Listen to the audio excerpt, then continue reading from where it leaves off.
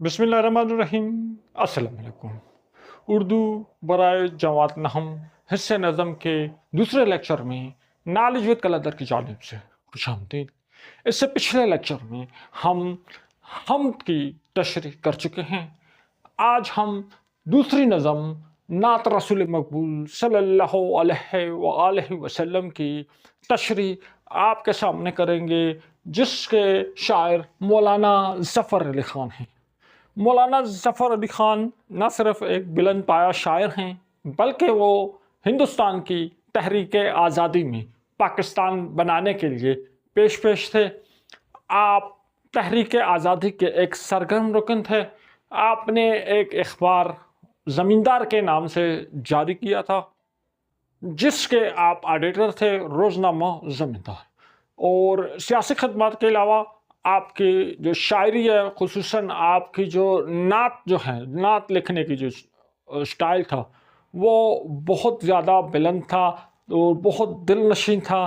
तो इस नात मुबारका में भी आपने अपने आका हज़रत मोहम्मद मुस्तफ़ा सल्लल्लाहु अलैहि वसल्लम के मकाम और उनकी शान को बयान किया है। और इस कायनात के बनने का महवर नबी करीम सल्लल्लाहु अलैहि वसल्लम की ज़ात को करार दिया है। कायनात के जितने सिस्टम चल रहे हैं, जितने सिलसिले चल रहे हैं, कायनात बनी है तो मेरे हाबी नबी हज़रत मोहम्मद मुस्तफ़ा सल्लल्लाहु अलैहि वसल्लम की मोहब्बत में। तो आज स्टार्ट करते हैं। पहले हम तलफ़्फ़ुज़ देखेंगे, फिर हम मुश्किल अल्फाज के मानी देखेंगे, फिर हम एक्सप्लेनेशन करेंगे और फिर हम एक लिखी हुई तशरीह आपके साथ शेयर करेंगे। तो पहले दो अशार को देखते हैं। शायर कह रहा है, पहले तलफ़्फ़ुज़ देखते हैं। दिल जिससे ज़िंदा है वो तमन्ना तुम ही तो हो, हम जिसमें बस रहे हैं वो दुनिया तुम ही तो हो, जो मासवा की हद से भी आगे गुजर गया वो रानुरदे जादे असरा तुम ही तो हो। दिल कहते हैं हार्ट को, ठीक है, जिससे जिंदा है। वो तमन्ना कहते हैं किसी चीज़ को पाने की ख्वाहिश, कोई आरज़ू, ठीक है। वो तमन्ना तुम ही तो हो, हम जिसमें बस रहे हैं, मतलब रह रहे हैं, वो दुनिया तुम ही तो हो। अब यहाँ शायर कह रहा है कि दिल जिससे ज़िंदा है। देखो, दो तरह के लोग होते हैं। एक वो होते हैं जिनके दिल ज़िंदा होते हैं, एक वो होते हैं जिनके दिल मर चुके होते हैं। जिनके दिल में कोई मकसद होता है, कोई पहुँचने की जस्तजू होती है, किसी चीज़ को पाने की ख्वाहिश होती है, तो वो उनके दिल ज़िंदा होते हैं, वो एक्टिव होते हैं, वो जी रहे होते हैं, किसी मकसद के लिए जी रहे होते हैं, उस मकसद तक पहुंचने के लिए कोशिश करते हैं। तो हम कहते हैं ये बहुत ज़िंदा दिल है, वो हर जगह हर चीज़ में एक्टिव होते हैं। और एक वो लोग होते हैं जिनकी ज़िंदगी का कोई मकसद नहीं होता, जिनकी ज़िंदगी का कोई मकसद होता ही नहीं है, जो उनको खुद पता नहीं होता वो किस लिए जी रहे हैं। वो अपने जो टारगेट होते हैं वहाँ तक नहीं पहुँच सकते, उनका कोई टारगेट नहीं होता, वो मुर्दा दिल लोग होते हैं। तो शायर कह रहा है, अगर वो जिंदा दिल है, उसका दिल जिंदा है, तो किस वजह से जिंदा है? वो तमन्ना, किसी आरज़ू की वजह से, किसी चीज़ को पालेने की ख्वाहिश की वजह से जिंदा है। वो किस चीज़ की ख्वाहिश? वो ख्वाहिश वो तुम ही तो हो, यानी हज़रत मोहम्मद मुस्तफ़ा सल्लल्लाहु अलैहि वसल्लम का इश्क, उनकी मोहब्बत, उनका कुर्ब, उनकी रज़ा, उनके सीरत पर अमल करना, ये जो है हमारी ज़िंदगी का मकसद है। मेरा दिल इसी वजह से ज़िंदा है। मेरे दिल में आप सल्लल्लाहु अलैहि वसल्लम की मोहब्बत है और मेरी ज़िंदगी का मकसद जो है आपकी मोहब्बत है, आपके रास्ते पर चलना है, आपकी तालीमात पर अमल करना है। तो मेरा दिल ज़िंदा है धड़कनों की वजह से ज़िंदा नहीं, इश्क़ हज़रत मोहम्मद मुस्तफ़ा की वजह से ज़िंदा है। हम जिसमें रह रहे हैं, देखो दुनिया वो जगह होती है, यहाँ दुनिया होती है। देखो, एक घर होता है, एक मोहल्ला होता है, वहाँ लोग रहते हैं। इसी तरह एक दुनिया है, उसमें लोग रह रहे हैं। शायर कह रहा है, मैं जिस दुनिया में रह रहा हूँ वो ये वाली दुनिया नहीं है, यहाँ रहने वाली दुनिया मुराद नहीं है। शायर कह रहा है कि मेरा ओढ़ना बिछोना, मेरा उठना जागना, میرا زندگی کا مقصد وہی بات پہلے مصرف والی بات دوبارہ کر رہا ہے کہ میری دنیا جو ہے وہ حضرت محمد مصطفیٰ صلی اللہ علیہ وآلہ وسلم کی ذات مبارکہ ہے. ان سے محبت، ان کی عقیدت، ان کے راستے پر چلنا، یہی میرا سونا ہے، یہی میرا جاگنا ہے، یہی میرا اوڑھنا بچھونا ہے، یہی میرا چلنا ہے. میری ساری دنیا جو ہے وہ صرف اور صرف، میری ساری زندگی، میری ساری دنیا حضرت محمد مصطفیٰ صلی اللہ علیہ وآلہ وسلم کی ذات مبارکہ ہے. تو جس دل میں اپنے آقا کی محبت نہیں ہوتی وہ زندہ دل نہیں ہوتا، وہ مردہ دل ہوتا ہے. صرف زندہ دل وہی ہوگا جس میں آقا کی محبت ہوگی، جس کی پوری دنیا آقا حضرت محمد مصطفیٰ صلی اللہ علیہ وآلہ وسلم کی ذات مبارک ہوگی. جو ما سوا کا مطلب ہے اللہ تعالیٰ کے علاوہ ہر چیز. ایک ہوتا ہے سوا کا مطلب علاوہ ہوتا ہے، ما سوا کا مطلب ہوتا ہے اللہ تعالیٰ کے علاوہ اس کائنات کی ہر چیز. حد کہتے ہیں لمٹ کو، باؤنڈری کو، ٹھیک ہے، کہ کسی بھی چیز کی ایک حد ہوتی ہے، وہ وہاں تک جا سکتی ہے، اس سے آگے وہ نہیں جا سکتی، اسی لمٹ کو کہتے ہیں آگے گزر گیا. اچھا اب یہاں یہ راہ کہتے ہیں راستے کو، نورد کہتے ہیں گزرنے والے کو. تو راہ نورد کا مطلب ہوا مسافر. جادہ کہتے ہیں راستے کو، اسرا کہتے ہیں وہ تاریک راستے کو، اندھیری رات میں انتہائی مشکل راستے کو. تو جادہ اسرا سے مراد ہے شاعر صنعت تلمی کو استعمال کر کے واقعہ شب معراج کا ذکر کر رہا ہے. تو جادہ اسرا سے مراد شب معراج کا جو راستہ تھا وہ راستہ مراد ہے. اور راہ نورد مطلب جس نے اس راستے پر سفر کیا ہے. تو اس راستے پہ حضرت محمد مصطفیٰ صلی اللہ علیہ وآلہ وسلم نے اس راستے پر سفر کیا تھا. تو شاعر یہاں وہ ہے یا اے ہے، بکس میں ذرا ڈیفرنٹ ہے. وہ راہ نورد ہے، جادہ اسرا تم ہی تو ہو، آپ ہی تو ہیں جس نے شب اسرا اس راستے پر سفر کیا تھا. اچھا اب جو ما سوا کی حد سے بھی آگے گزر گیا، دیکھو جب نبی کریم صلی اللہ علیہ وآلہ وسلم اس راستے پر سفر کر رہے تھے واقعہ شب معراج میں، تو ایک مقام ایسا آ گیا تھا جہاں حضرت جبریل علیہ السلام نے کہا تھا کہ اس مقام سے اگر ایک قدم بھی میں آگے بڑھا تو میرے پاؤں جل جائیں گے.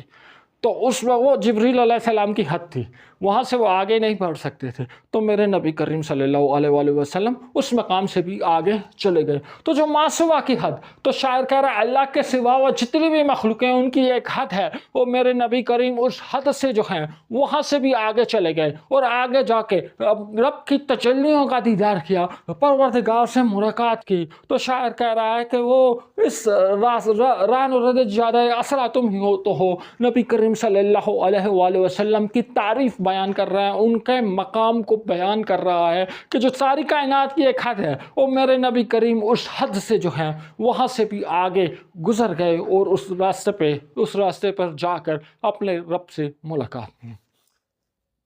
اب کچھ پوائنٹس آپ نے جو ہے نوٹ رکھنے ہیں کہ شاعر کا دل کس وجہ سے زندہ ہے. شاعر کا دل اپنے نبی کریم صلی اللہ علیہ وآلہ وسلم کی محبت کی وجہ سے زندہ. شاعر کو کس چیز کی تمنا ہے؟ شاعر کو اللہ کے رسول حضرت محمد مصطفیٰ صلی اللہ علیہ وآلہ وسلم کو پا لینے کی تمنا ہے، ان کے اسوہ حسنہ پہ عمل کرنے کی تمنا ہے، ان سے محبت ہے. شاعر کس دنیا میں بس رہا ہے؟ شاعر جس دنیا میں بس رہا ہے وہ دنیا ہے جہاں اوڑھنا بچھونا سونا جاگنا سب کچھ صرف حضرت محمد مصطفیٰ صلی اللہ علیہ وآلہ وسلم کی ذات مبارکہ ہے، جس میں ہر وقت حضرت نبی کریم صلی اللہ علیہ وآلہ وسلم کی ذات مبارکہ کا تصور ہوتا ہے. ما سوا کی حد سے کیا مراد ہے؟ ما سوا سے مراد اللہ تعالیٰ کے علاوہ اس دنیا میں جتنی مخلوقات ہیں ان کی لمٹ، ان کی حد. جادہ اسرا سے کیا مراد ہے؟ جادہ اسرا سے مراد وہ راستہ ہے جس راستے پر شب معراج حضرت محمد مصطفیٰ صلی اللہ علیہ وآلہ وسلم نے سفر کیا تھا. راہ نورد جادہ اسرا سے کیا مراد ہے؟ راہ نورد جادہ اسرا سے مراد شب معراج کو اس راستے پر، معراج کے راستے پر سفر کرنے والا مراد ہے، اور یہ نبی کریم صلی اللہ علیہ وآلہ وسلم کا ایک لقب ہے. تو ان دو اشعار کی ایک لکھی ہوئی تشریح آپ کو دکھاتے ہیں، پھر اگلے اشعار کی طرف جاتے ہیں. امتحان میں آپ تشریح کا آغاز سب سے پہلے تعارف سے کریں گے. تو ہم سب سے پہلے ایک مشترکہ تعارف آپ کی خدمت میں پیش کرتے ہیں جسے آپ ہر شعر کی تشریح کے آغاز میں لکھ سکتے ہیں۔ اگر آپ چاہیں تو شعر کی مناسبت سے اس میں تھوڑی بہت تبدیلیاں بھی کر سکتے ہیں۔ مشترکہ تعارف یہ شعر نعت سے لیا گیا ہے جس کے شاعر مولانا ظفر علی خان ہیں جو اردو نعت گوئی کے ایک معتبر نام ہیں۔ وہ روزنامہ زمیندار کے بانی تھے اور تحریک آزادی کے سرگرم رکن رہے۔ ان کے نعت گوئی میں جہاں عشق رسول صلی اللہ علیہ وآلہ وسلم کی تڑپ نظر آتی ہے وہاں مسلمانوں کو بیدار کرنے کا جذبہ بھی شامل ہے۔ اس نعت میں وہ حضور اکرم صلی اللہ علیہ وآلہ وسلم کی ذات گرامی کو کائنات کا محور اور مرکز قرار دے رہے ہیں۔ دل جس سے زندہ ہے وہ تمنا تم ہی تو ہو، ہم جس میں بس رہے ہیں وہ دنیا تم ہی تو ہو۔ اس شعر میں مولانا ظفر علی خان حضور اکرم صلی اللہ علیہ وآلہ وسلم سے اپنی والہانہ محبت کا اظہار کر رہے ہیں۔ شاعر کہتے ہیں کہ اے اللہ کے رسول، میرے دل کی زندگی اور اس کا سکون آپ کی یاد اور محبت سے وابستہ ہے۔ شاعر کہہ رہا ہے کہ اس کا دل اگر زندہ ہے تو محض مادی دھڑکنوں کی وجہ سے نہیں بلکہ اس محبت اور آرزو کی وجہ سے ہے جو اسے اللہ کے نبی صلی اللہ علیہ وآلہ وسلم سے ہے۔ اگر دل میں آپ صلی اللہ علیہ وآلہ وسلم کی محبت کی تڑپ نہ ہو تو وہ دل مردہ ہے۔ شاعر نے نبی کریم صلی اللہ علیہ وآلہ وسلم کی ذات مبارکہ کو ہماری دنیا قرار دیا، یعنی ہماری زندگی کا اصل رونق اور ہمارا اوڑھنا بچھوڑنا، ہماری پہچان آپ صلی اللہ علیہ وآلہ وسلم کی ذات ہیں۔ اگر آپ صلی اللہ علیہ وآلہ وسلم نہ ہوتے تو نہ یہ کائنات تخلیق ہوتی، نہ ہمیں جینے کا مقصد ملتا۔ ہماری ہستی کی بقا آپ صلی اللہ علیہ وآلہ وسلم کی ذات اقدس سے وابستہ ہے۔ شاعر کے مطابق ایک مومن کے لیے اس کی دنیا مال و دولت نہیں بلکہ رسول اللہ صلی اللہ علیہ وآلہ وسلم کی ذات مبارکہ ہے، کیونکہ آپ صلی اللہ علیہ وآلہ وسلم کے بتائے ہوئے راستے پر چل کر ہم فلاح پا سکتے ہیں اور ہماری زندگی کا مقصد اور مرکز صرف آپ صلی اللہ علیہ وآلہ وسلم کی ذات ہیں۔ جو ماسوا کی حد سے بھی آگے گزر گیا، اے رہنورد جادہ اسرا تم ہی تو ہو۔ اس شعر میں شاعر رسول صلی اللہ علیہ وآلہ وسلم کی عظمت اور کامل مقام کو بیان کرتے ہوئے معراج کے عظیم واقعے کی طرف اشارہ کر رہے ہیں۔ شاعر کے مطابق حضور صلی اللہ علیہ وآلہ وسلم کی عظمت اور مقام انسانی مادی اور کائناتی حدود سے بالاتر ہے۔ اس کائنات میں اللہ تعالیٰ کے وہاں ہر چیز کی ایک حد ہے، یہاں تک کہ حضرت جبریل علیہ السلام کی بھی ایک حد سدرۃ المنتہا ہے جہاں سے آگے وہ بھی نہیں جا سکتے تھے۔ لیکن حضرت محمد صلی اللہ علیہ وآلہ وسلم وہ واحد ہستی ہیں جو کائنات کی تمام مادی اور روحانی حدوں کو پار کر کے اپنے رب کے حضور پہنچے اور سدرۃ المنتہا سے بھی آگے بڑھ کر اپنے رب کا قرب حاصل کیا۔ یہ مقام و مرتبہ اللہ نے کائنات میں صرف آپ صلی اللہ علیہ وآلہ وسلم کو عطا کیا کہ آپ صلی اللہ علیہ وسلم نے زمان و مکان کی قید سے آزاد ہو کر خالق کائنات کا دیدار کیا۔ یہ شعر آپ صلی اللہ علیہ وآلہ وسلم کی عظمت اور رفعت شان کا منہ بولتا ثبوت ہے۔ اب ہم شعر نمبر 3 اور شعر نمبر 4 کو دیکھتے ہیں۔ گرتے ہوں کو تھام لیا جس نے ہاتھ سے، اے تاجدار یثرب و پتھا تم ہی تو ہو۔ دنیا میں رحمت دو جہاں اور کون ہے، جس کی نہیں نظیر وہ تنہا تم ہی تو ہو۔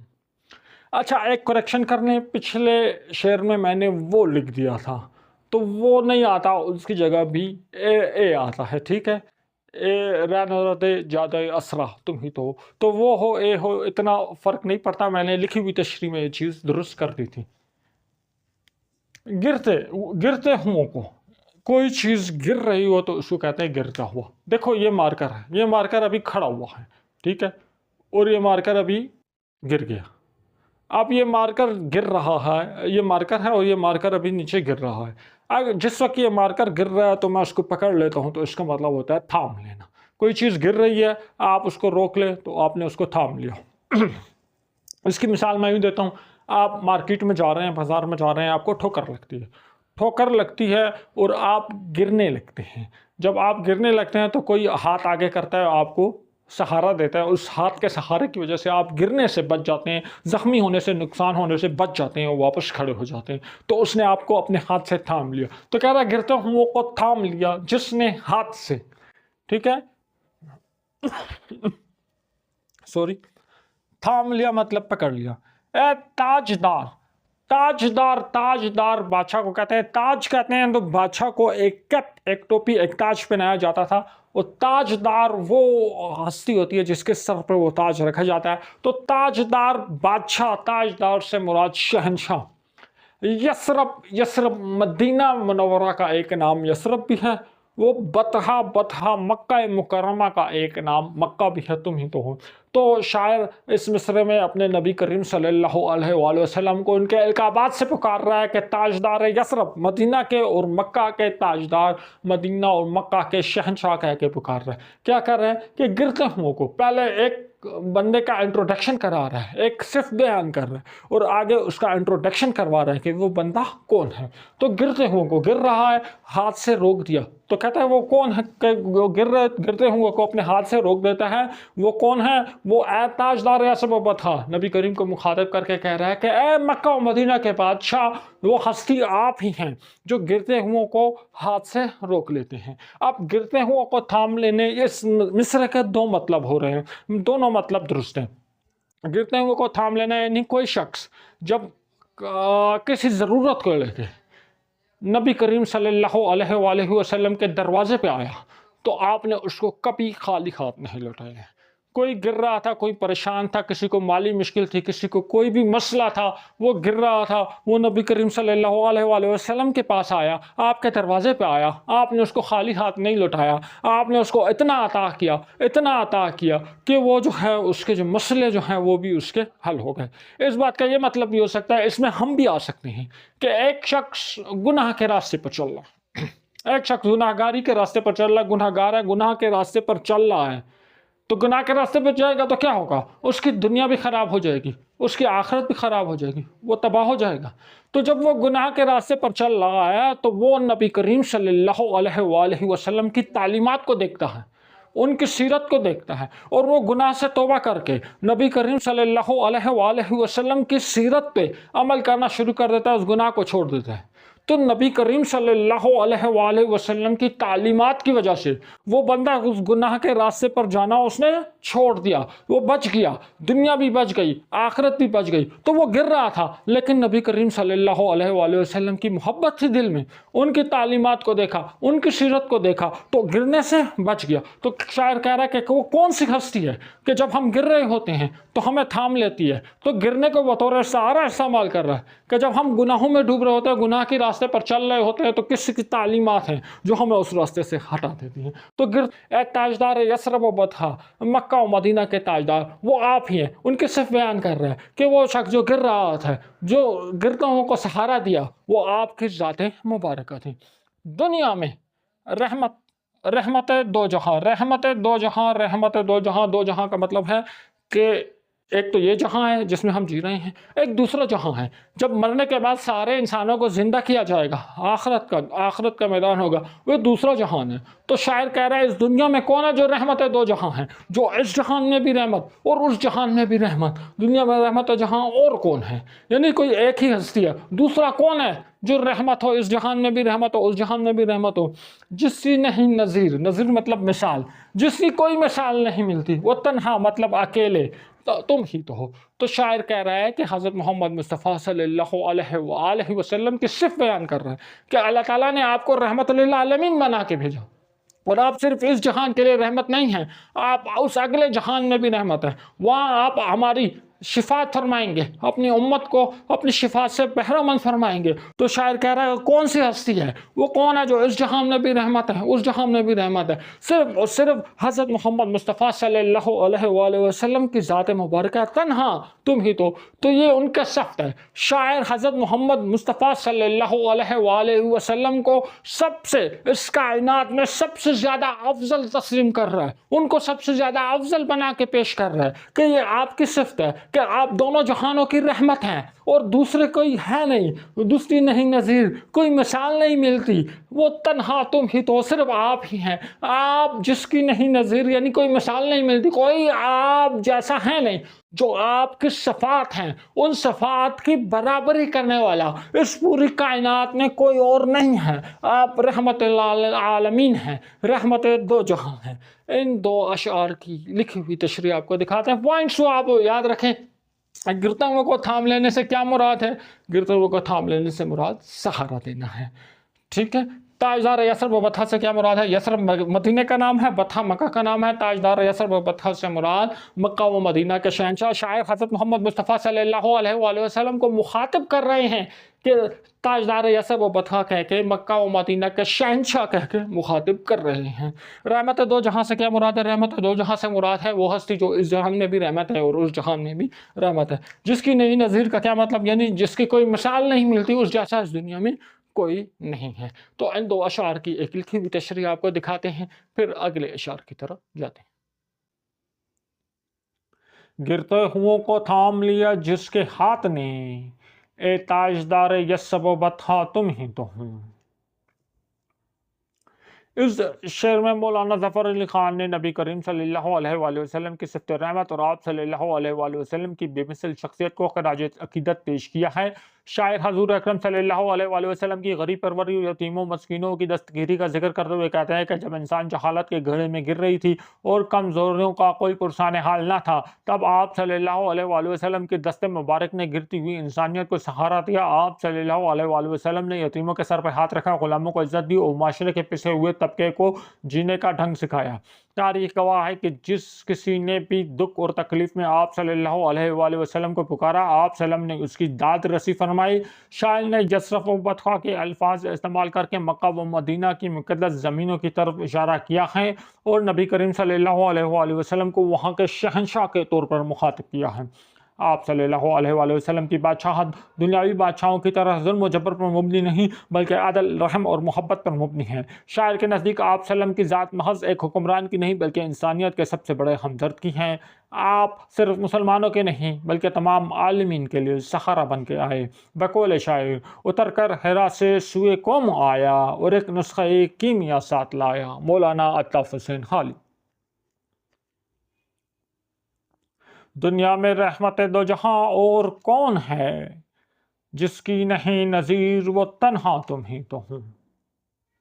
اس شعر میں آپ صلی اللہ علیہ وآلہ وسلم کے رحمت للعالمین ہونے اور آپ صلی اللہ علیہ وآلہ وسلم کی بے مثالی کا ذکر ہے۔ شاعر سوالیہ انداز میں کہتے ہیں کہ بھلا اس پوری کائنات میں آپ صلی اللہ علیہ وآلہ وسلم کے سوا اور کون ہے جو دونوں جہانوں کے لیے رحمت ہو؟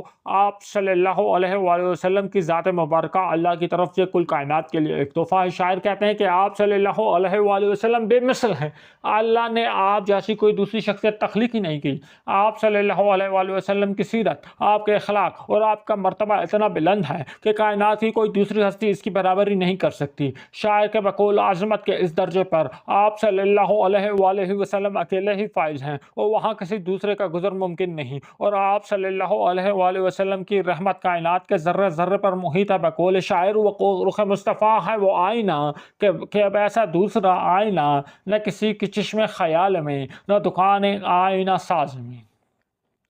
اب ہم اس نعت شریف کے آخری 3 اشعار کو دیکھتے ہیں۔ پھوٹا جو سینہ شب تار الست سے، اس نور اولی کا اجالا تم ہی تو ہو۔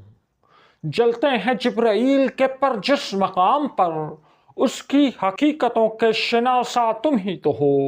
سب کچھ تمہارے واسطے پیدا کیا گیا، سب غایتوں کی غایت اولا تم ہی تو ہو۔ پھوٹا، پھوٹا مطلب اپیر ہونا، نمودار ہونا۔ دیکھو، آپ کسی پہاڑ پہ جائے ہو، کسی پہاڑی علاقے پر آپ چلے جاؤ تو وہاں پہاڑ پہ آپ کھڑے ہو تو وہاں زمین بالکل پلین ہوتی ہے۔ اچانک زمین میں ایک چھوٹا سا دھماکہ ہوتا ہے، مٹی اڑ جاتی ہے اور اس میں سے پانی کا فوارہ نکلتا ہے، تو ہم کہتے ہیں یہاں چشمہ پھوٹ پڑا۔ تو پھوٹ پڑنے کا مطلب ہوتا ہے کسی چیز کا دھماکے کے ساتھ اپیر ہو جانا، کسی چیز کا اپیر ہونا، ظاہر ہو جانا، تو اس کو ہم کہتے ہیں پھوٹنا۔ تو پھوٹا یعنی نمودار ہوا، ظاہر ہوا۔ جو سینہ مطلب چیسٹ، سینہ۔ شب کہتے ہیں رات کو، تار کہتے ہیں تاریکی کو۔ تو شب تار کا کیا مطلب ہوا؟ شب تار کا مطلب ہوا تاریک رات۔ सीना शब तार, इसका क्या मतलब हुआ? सीना शब तार का मतलब हुआ कि स्याह अंधेरी रात में जो आसमान होता है उसको हम कहते हैं सीना शब तार।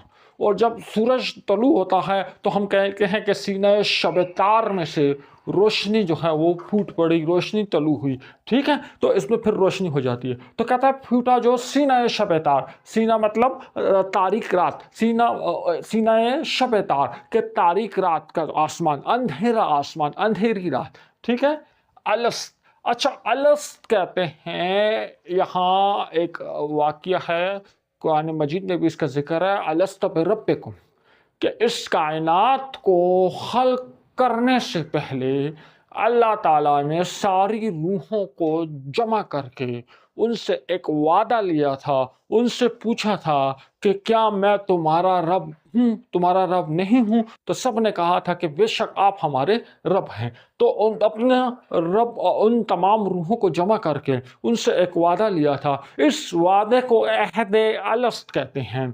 और अलस्त से मुराद है, यहाँ अलस्त का मतलब है कि अलस्त जो है इससे कबल कुछ भी नहीं था, इससे कबल तारीकी थी, इससे कबल अंधेरा था। तो कायनात का जो आगाज है वो योम अलस्त से या अहद अलस्त से हुआ था। अच्छा, अगली लाइन देखो, इस नूर, नूर कहते हैं रोशनी को, नूर कहते हैं वो चीज़ जो रोशनियां बिखेर दे, या उस रोशनी को नूर अव्वली, अव्वली फर्स्ट, शुरू का उजाला, उजाला कहते हैं रोशनी को। ठीक है, नूर और उजाले में फ़र्क इस तरह है कि नूर, अगर आपके कमरे में अंधेरा है और आप बटन ऑन करते हैं, बल्ब का बटन ऑन करते हैं, तो बल्ब जो जल जाता है, वो बल्ब में से नूर निकलता है और उस नूर से पूरे कमरे में रोशनी हो जाती है, उस नूर से पूरे कमरे में उजाला हो जाता है। तो नूर और उजाला, इसका मतलब आपको क्लियर हो गया होगा, तुम ही तो हो। अच्छा, यहाँ शायर जो हैं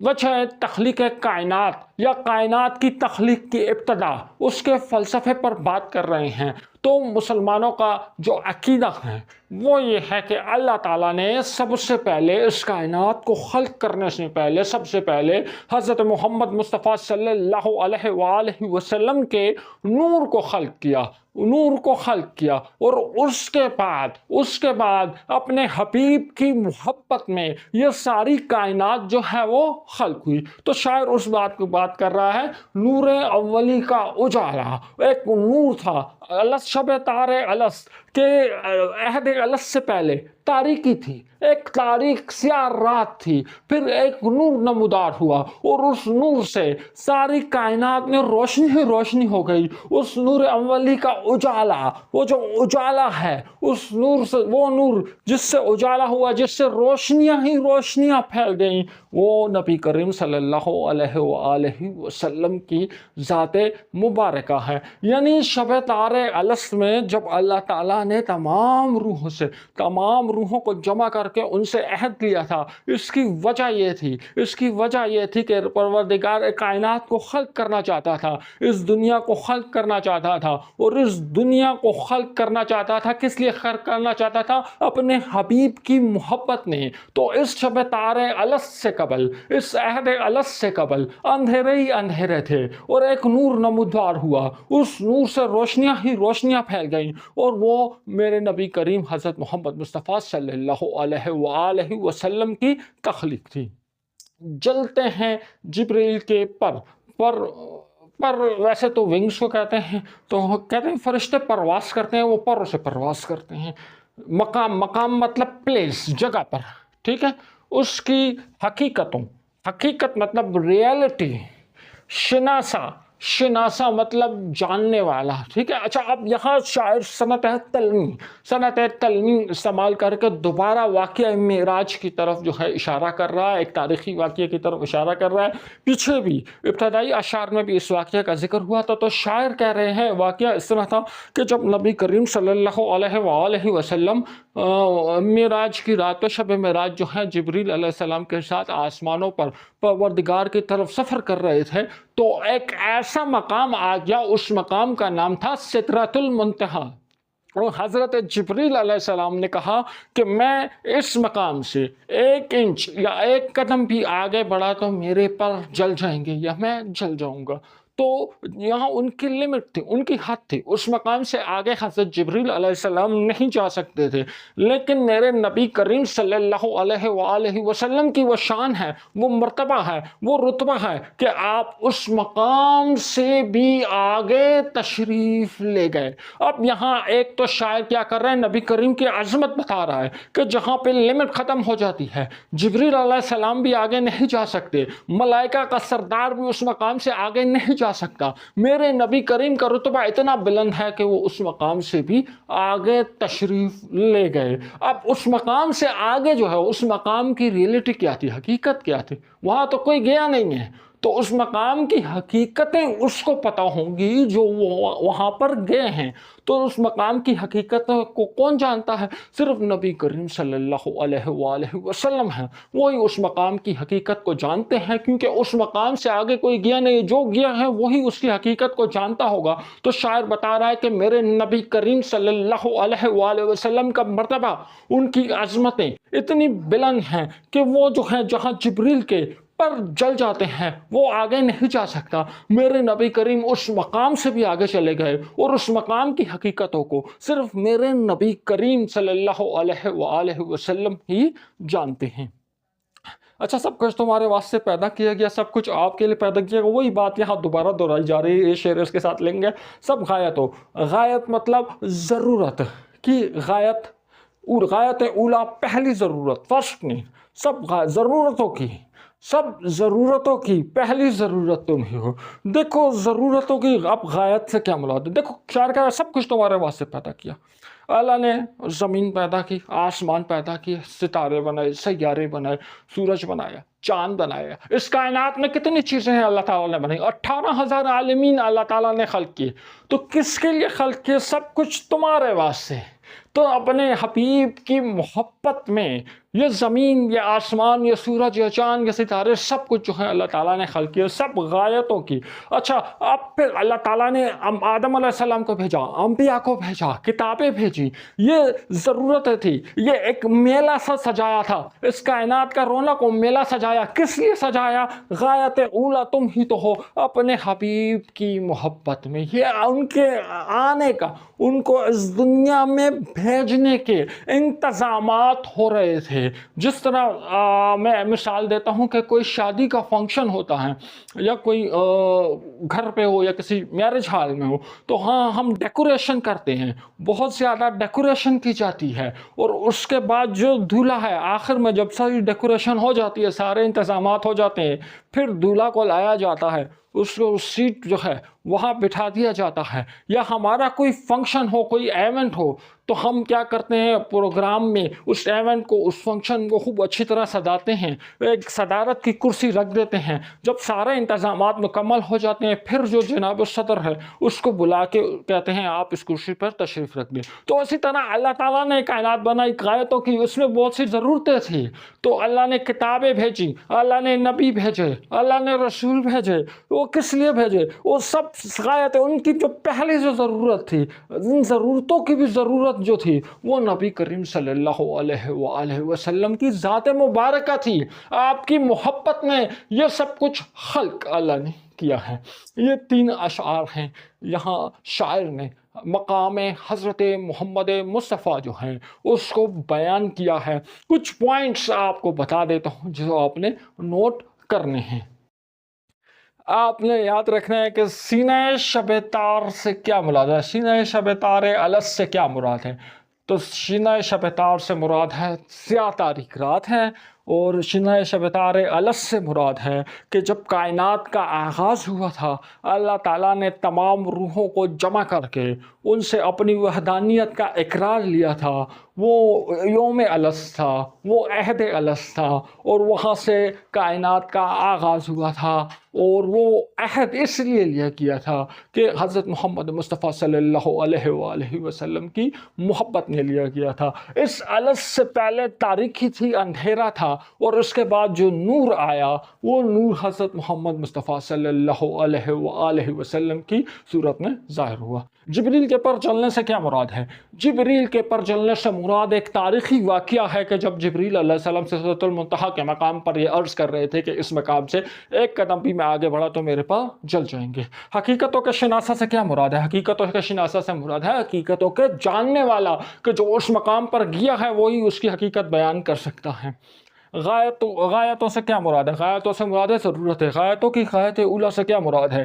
غایتوں کی غایت اولیٰ سے مراد ہے کہ اس کائنات میں جتنے بھی جو ہیں انبیاء بھیجے گئے، رسول بھیجے گئے، کتابیں بھیجی گئیں، قومیں بھیجی گئیں، ان سب کا مقصد صرف اور صرف اپنے حبیب صلی اللہ علیہ وآلہ وسلم کی آمد کے، استقبال کے انتظامات کرنا تھے۔ ان 3 اشعار کی ایک لکھی ہوئی تشریح آپ کو دکھاتے ہیں، اس کے بعد اگلے لیکچر کے حوالے سے اناؤنسمنٹ کرتے ہیں۔ چینل کو سبسکرائب نہیں کیا تو جلدی سے سبسکرائب کر لیں۔ اب ہم ان کی لکھی ہوئی تشریح جو ہے وہ دیکھتے ہیں۔ پھوٹا جو شینائے شب تارے الست سے، اس نور اولی کا اجالا تم ہی تو ہو۔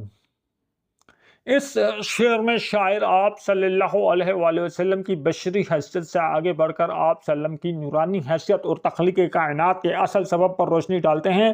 شاعر فلسفہ تخلیق بیان کر رہے ہیں۔ الست وقت ہے جب ابھی کائنات وجود میں نہیں آئی تھی اور ہر طرف ایک خاموشی اور تاریکی تھی۔ اسلامی روایات کے مطابق اللہ تعالیٰ نے سب سے پہلے نور محمد صلی اللہ علیہ وآلہ وسلم کو پیدا کیا۔ شاعر کہتے ہیں کہ ازل کی اس گہری تاریکی کو جس روشنی نے ختم کیا وہ آپ صلی اللہ علیہ وآلہ وسلم کا نور تھا۔ گویا کائنات کی ابتدا ہی آپ صلی اللہ علیہ وسلم کے ذکر اور نور سے ہوئی۔